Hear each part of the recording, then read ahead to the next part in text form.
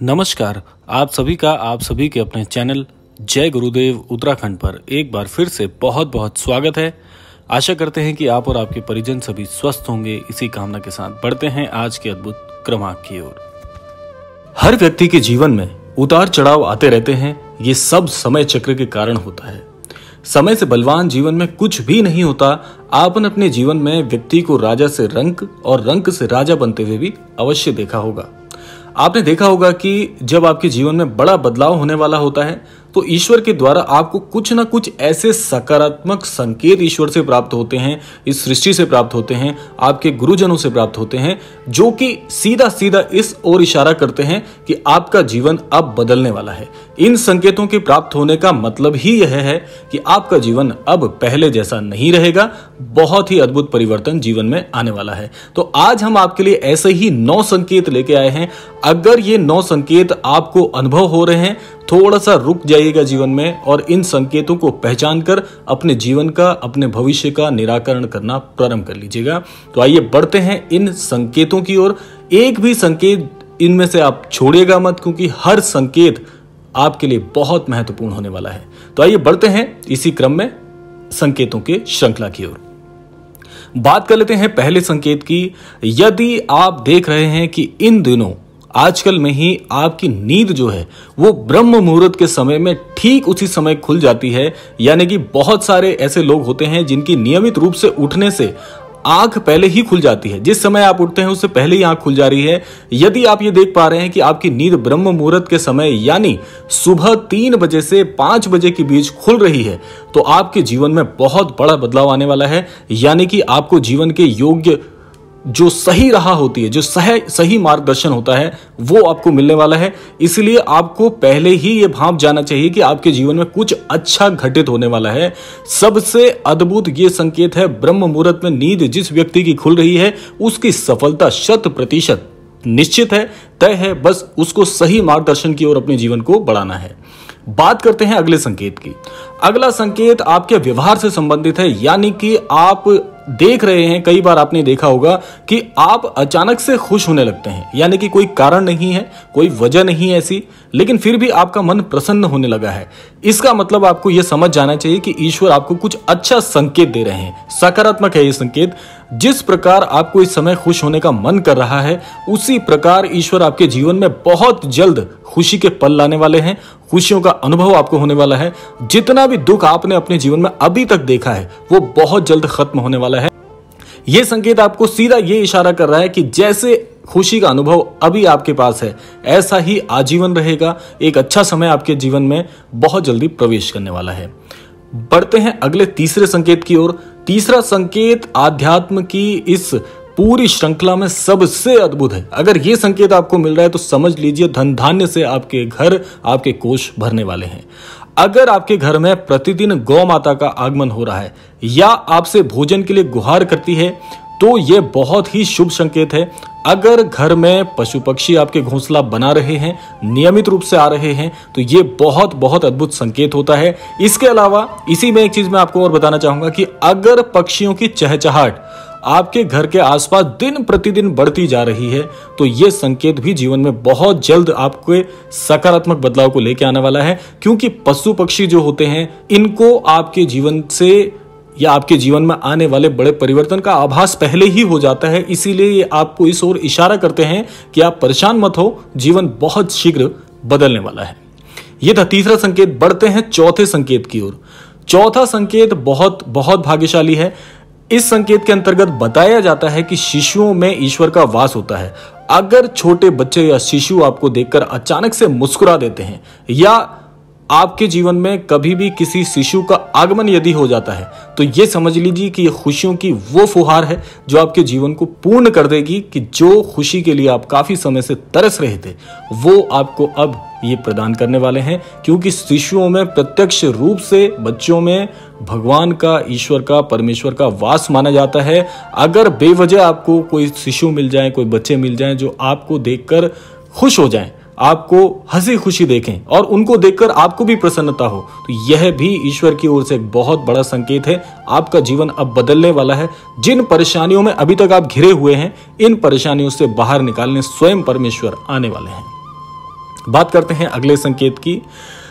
ये संकेत भी आध्यात्म से जुड़ा हुआ इतना अद्भुत संकेत है कि यदि किसी जातक को ये संकेत मिल जाए तो समझ लीजिए उसका भाग्य इतनी अद्भुत तरीके से करवट लेगा कि ऐसा उसने सोचा नहीं होगा। स्वप्न में अगर आपको मंत्र सुनाई देते हैं, जैसे राम नाम या आपको गायत्री मंत्र का जाप सुनाई देता है, ओम की आवाज सुनाई देती है, तो ये बहुत अच्छा संकेत माना जाता है। अगर ओम मंत्र की गूंज सुनाई दे तो ये इतनी सकारात्मक बात है कि आपके जीवन में समझ लीजिएगा कि आपके हर कार्य में परमेश्वर की नजर है, आपके हर कार्य में परमेश्वर का आशीर्वाद छिपा हुआ है। जो भी कार्य करेंगे वो कार्य आपका, जिस भी चीज को छुएंगे वो चीज सोना बन जाएगी।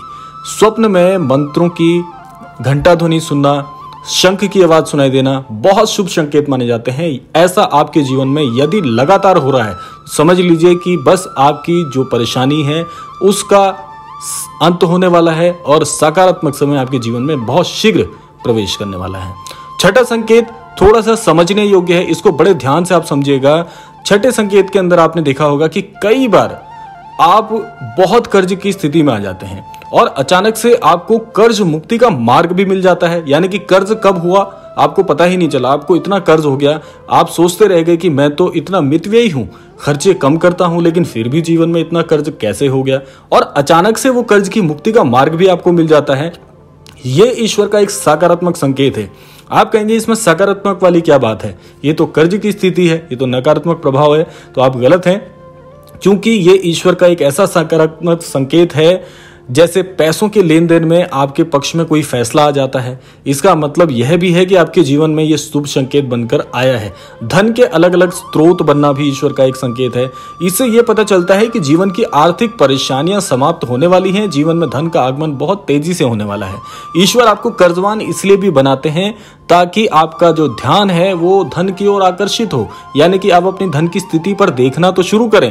क्योंकि बहुत से लोग इसलिए भी सफल नहीं हो पाते क्योंकि वो धन के लेन देन पर ध्यान कभी रखते ही नहीं है। उन्हें पता है कि हमारी आजीविका इतनी है, मुझे इसी से ही अपना घर चलाना है। कभी ना ज्यादा के बारे में सोचते हैं ना कम के बारे में। तो ईश्वर आपका केवल और केवल ध्यान आकर्षित करने के लिए आपको कर्जवान बनाते हैं, जो कि केवल कुछ सीमित समय तक के लिए ये अवस्था होती है। उसके बाद ईश्वर प्रेम के साथ में आपके सारे कोशों को धन से पूर्ण कर देते हैं।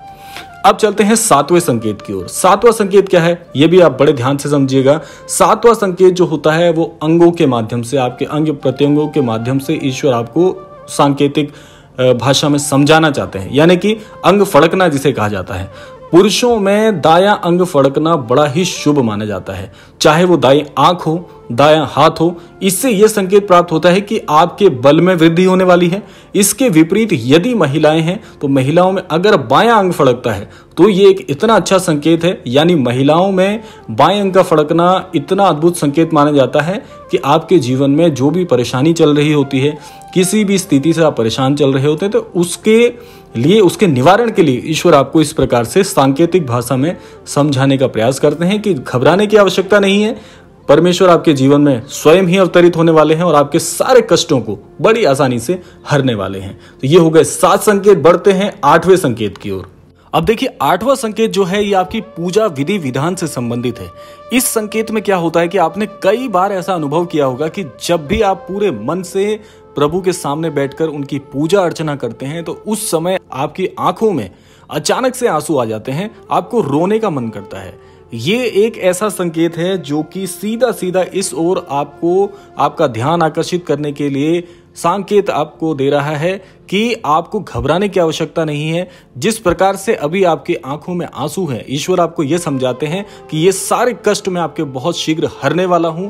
जितना प्रेम अभी आप मुझसे करते हैं उससे कहीं अधिक प्रेम मैं आपसे करता हूं। ईश्वर आपको इस ओर संकेत देते हैं कि आपका बुरा समय ये समाप्त होने वाला है, बहुत बहुत शीघ्र आपका अच्छा समय आने वाला है। तो अब कभी भी आप पूजा करें और पूरे हृदय से जब आप ईश्वर के सामने भाव विभोर हो जाएं, तो आप कभी भी इसका नकारात्मक मतलब मत निकालिएगा, क्योंकि ईश्वर ने आपकी प्रार्थना सुन ली है।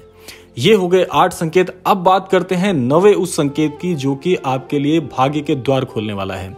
9वें संकेत में आपने कई बार इस ओर ध्यान दिया होगा कि आप किसी भी मार्ग पर यदि पैदल जा रहे हैं तो आपको यदि कोई धन पा जाए रास्ते में, चाहे वो कोई सिक्का हो, चाहे कोई नोट हो, धन की कोई भी राशि आपको प्राप्त हो जाए, किसी भी स्वरूप में प्राप्त हो जाए, तो ये इतना अच्छा संकेत है कि आपको आपके घर से, आपके सगे संबंधियों से, ईश्वर की ओर से बहुत अच्छे धन की प्राप्ति होने वाली है।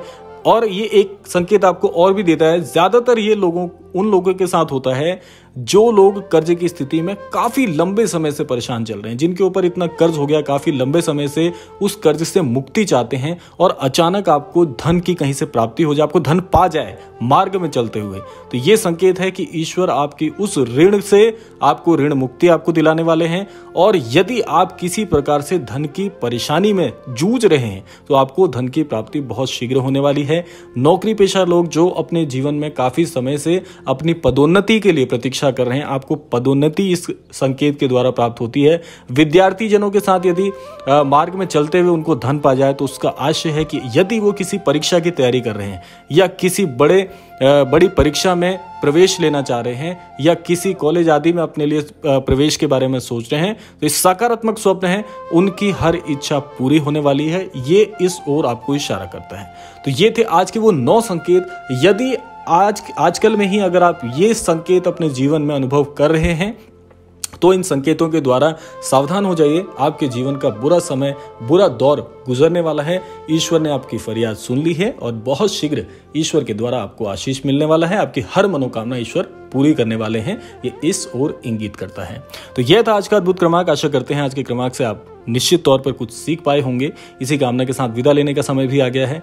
विदा लेने से पूर्व समय है प्रार्थना का। यही प्रार्थना मैं करना चाहूंगा कि श्री महाराज जी सभी को सन्मति प्रदान करें, सभी को सद्बुद्धि प्रदान करें, इस संपूर्ण सृष्टि का, इस संपूर्ण लोक का कल्याण हो। इसी कामना के साथ विदा लेते हैं। मिलते हैं अगले क्रमांक में। तब तक के लिए जय श्री राम, जय गुरुदेव, जय उत्तराखंड।